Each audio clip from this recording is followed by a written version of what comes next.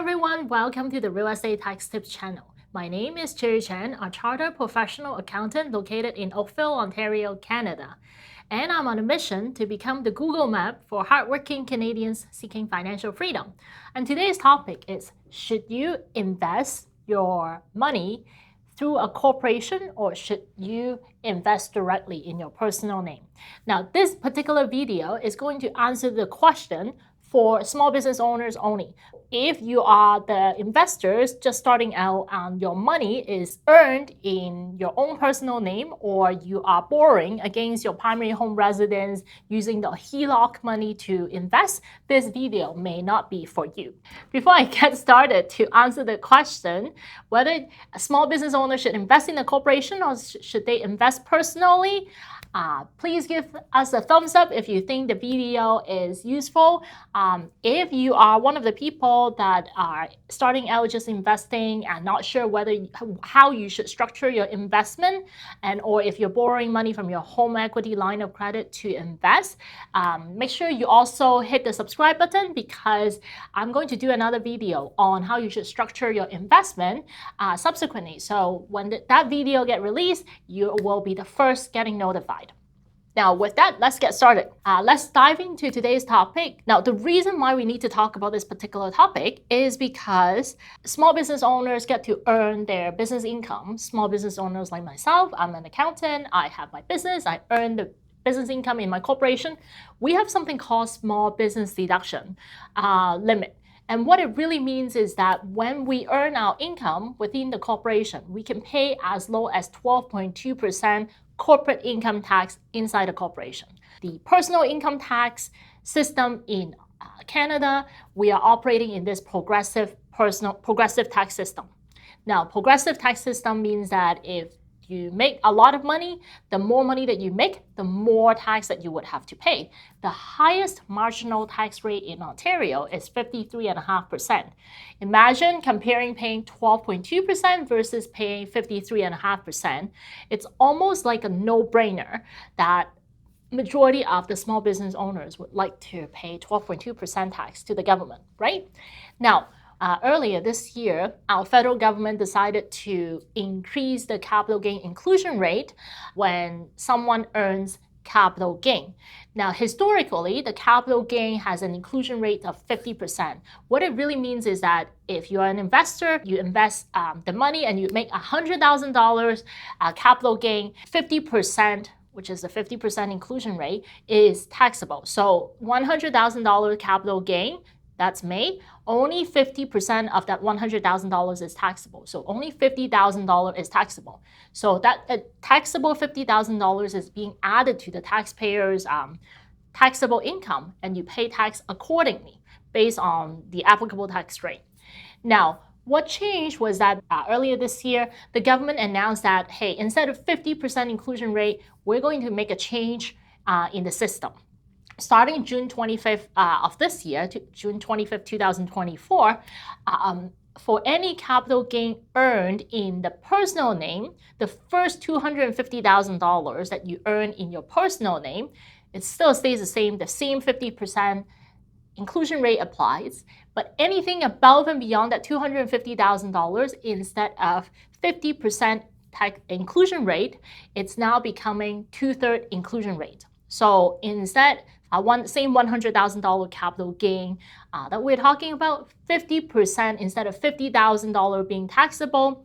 If you earn anything above and beyond $250,000 in your personal name as capital gain, then anything above and beyond that $250,000, let's say you earn $100,000 more than $250,000, that additional $100,000 is now subject to 2/3 inclusion rate, meaning $66,667 is taxable. So $50,000 versus $66,667 become taxable. Now, that's personal. But for corporation and also trust, owning the investment and earning the investment income, the capital gain, from the $1, from the first dollars of capital gain that you earn, immediately it becomes a 2/3 inclusion rate. That was the change. What it really means is that there is a disparity between personal earning capital gain in personal name versus earning capital gain in corporation because of the differences in terms of inclusion rate. In other words, you pay more tax because you have higher taxable income in the corporation. So for people who have their seed money, seed investment money earned within the corporation, historically, the accountants would tell you, hey, small business owner, Mr. Small Business Owner, Miss Small Business Owners, you should keep as much money as possible within the corporation because the corporation only charges you 12.2% tax, whereas if you take all your money out in your personal name, you can pay as much as 53.5%. So the idea is to leave as much money as possible within the corporation and build your investment portfolio within the corporation structure. So by doing that, you would be having a bigger pool of money available for the small business owner to invest.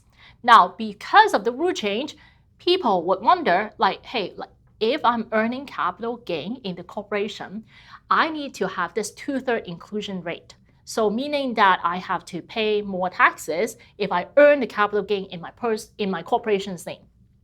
Is it still worthwhile to continue with leaving as much money as possible within the corporation to earn investment income and earn capital gain? Thankfully, I don't have to do the analysis because CIBC already did the analysis last month. So I'm going to go through the CIBC analysis and go through exactly what it really means for Canadian small business owners who are also into investing.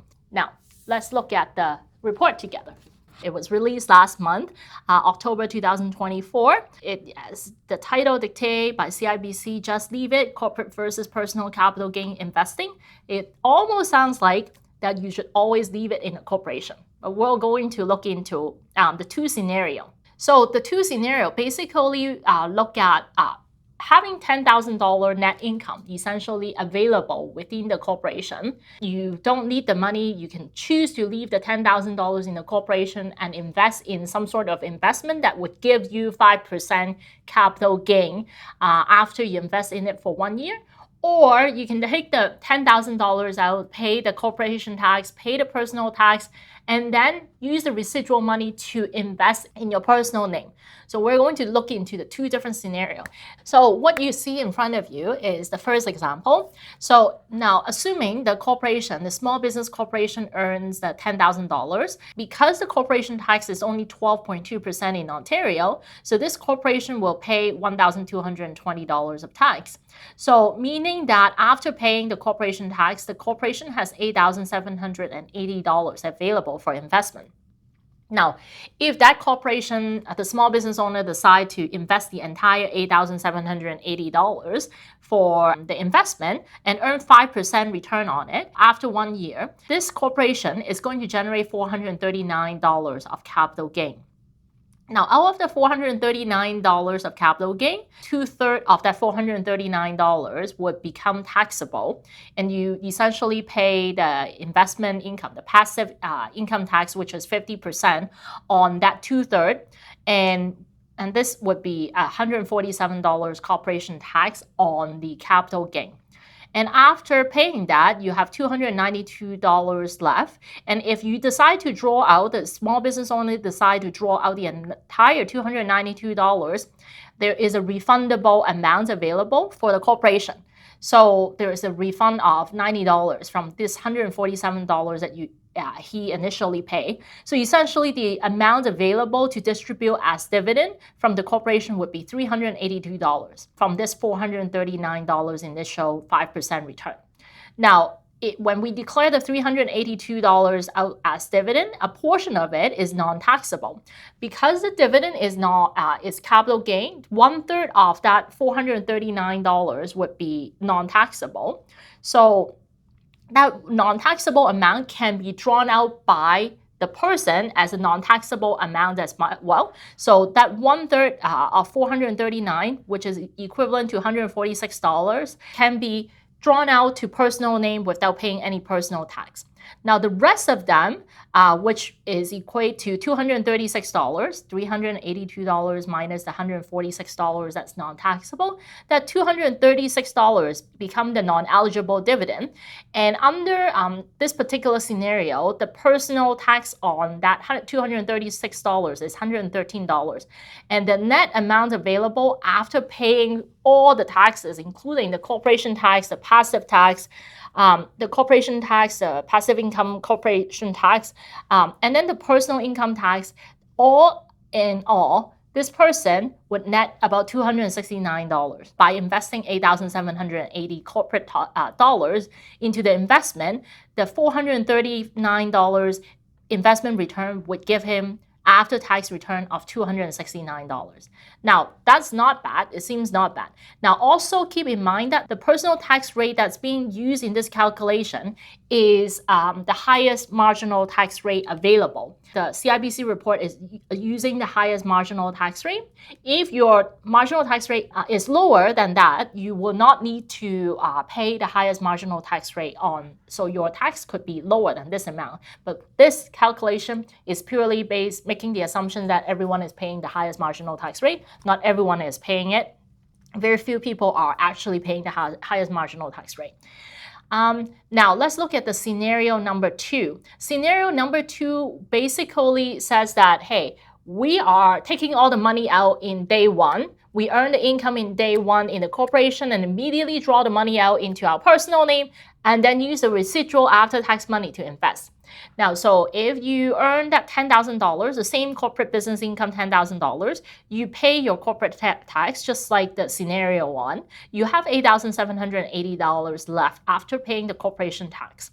And if you draw that amount out immediately as dividend, now again, we assume that you are drawing it out and paying highest marginal tax rate on the personal tax on dividend. And so you need to pay about half of that, less than half, slightly less than half. And so you would be left with $4,590, essentially available for investment in your personal name. So if you take that $4,590 and invest in something, the same investment, and that would give you the same 5% return, if you do that, that 5% return would give you $230 capital gain return after a year of investment. And the tax on the capital gain would be $62 because only 50% of the $230 would be taxable, and therefore only works $115 is taxable, and then half of that would be tax on capital gain. And therefore, after paying the capital gain tax in your personal name, in this small business owner's personal name, the net proceeds available would be $168. So that's after paying the corporate tax, after paying the personal tax, the net amount available is $168. Now, if you look at this scenario, $168 compared to $269 available, it's almost like a no-brainer that you should always leave as much as possible within your corporation and also invest within a corporation structure. So then you have a maximum amount of investment capital available to invest. And the other thing is that the dollar figure that you would be able to generate as a result of having a bigger investment capital is higher than what you would otherwise be able to generate in your personal name.